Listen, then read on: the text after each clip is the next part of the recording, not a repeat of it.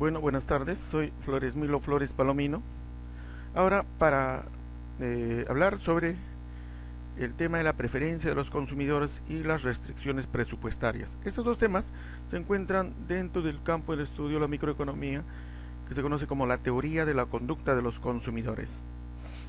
Es pues la descripción de cómo asignan los consumidores su renta entre diferentes bienes y servicios para maximizar su bienestar.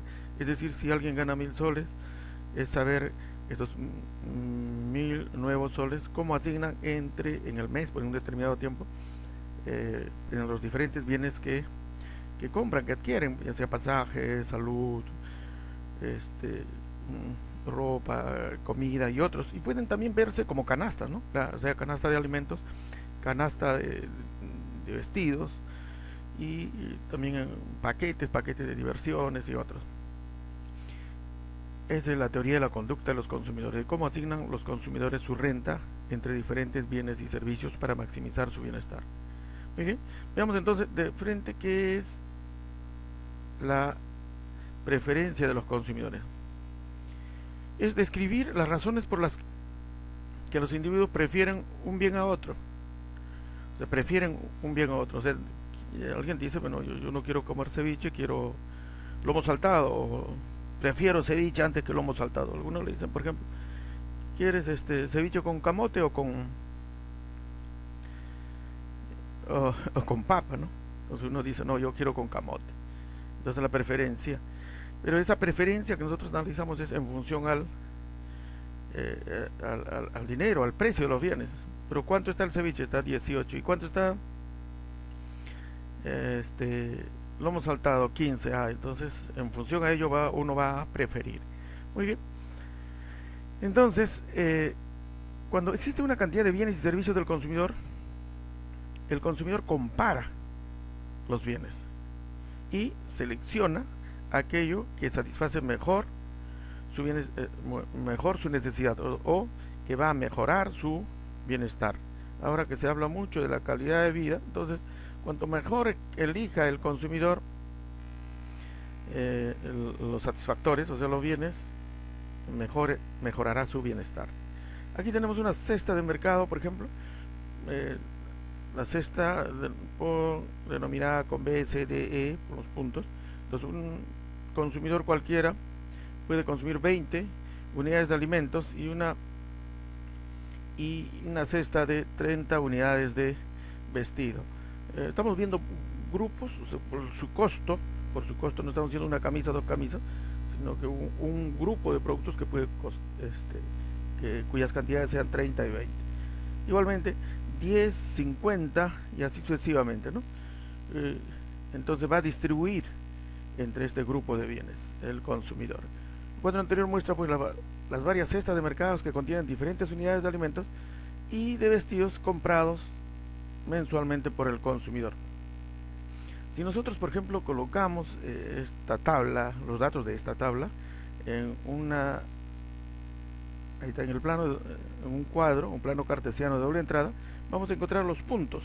Así tenemos para el punto A, perdón, no hay punto A, el punto B para 20 y 30, ¿no?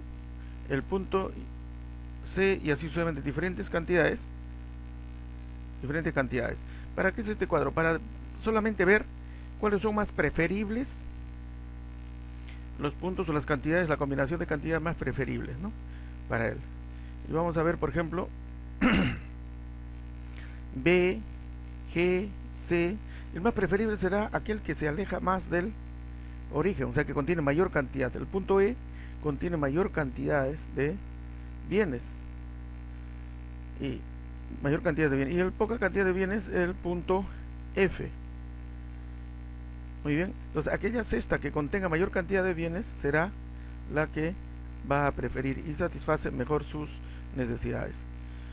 Bueno, acá tenemos pues el cuadro en el que hemos representado en el eje de las ordenadas las cantidades de vestido, unidades de vestido, y en el eje de las abscisas las unidades de alimentos.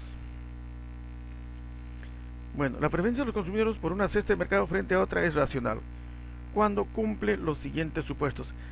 Racional decimos que no exista contradicción, o sea, es consistente, no existe conflicto entre uno y otro, ¿no? Así, por ejemplo, si alguien dice yo prefiero un producto A, otro producto B, por ejemplo, dice yo prefiero A, plátanos antes que manzanas, manzanas antes que limones.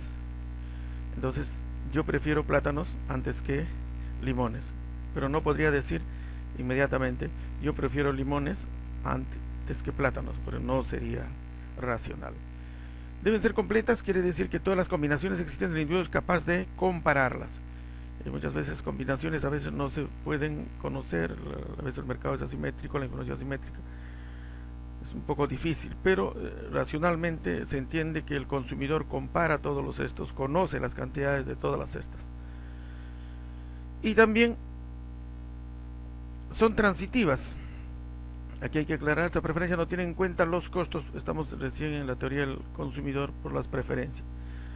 Es verdad, volvemos a este punto, el punto es de mayor cantidad, pero será más preferido por las cantidades.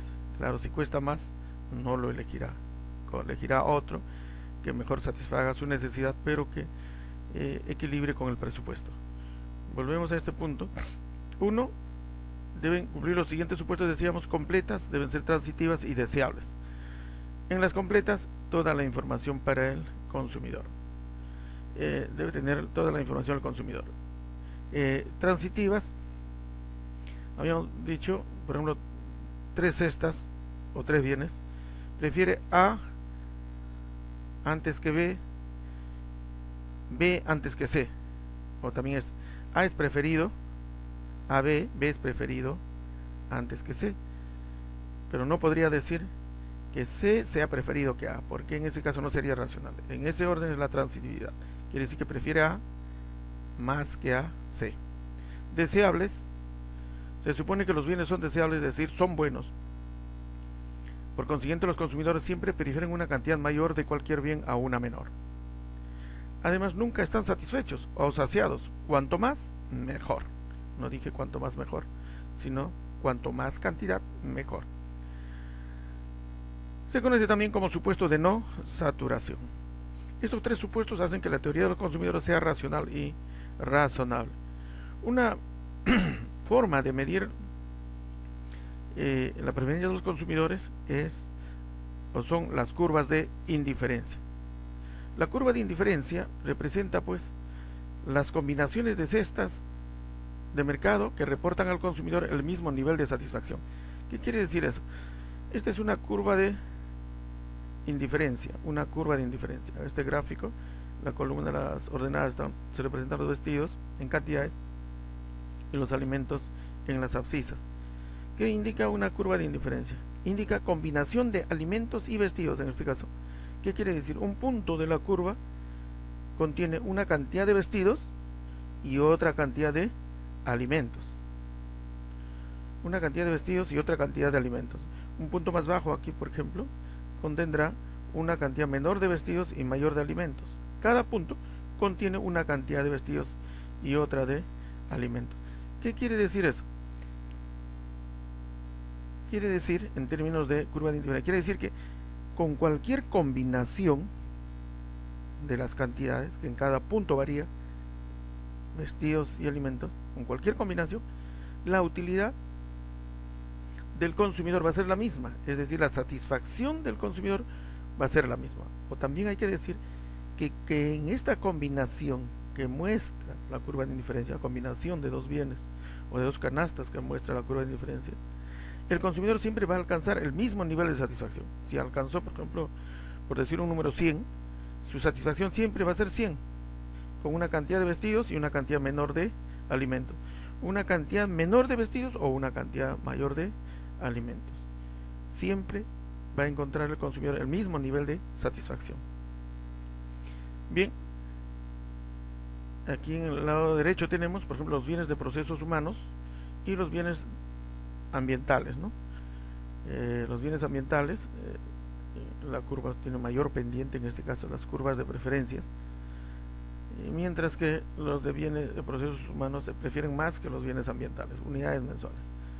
Bueno, la curva de indiferencia, como vemos, tienen pendiente negativa, es decir, son inclinadas de izquierda a derecha.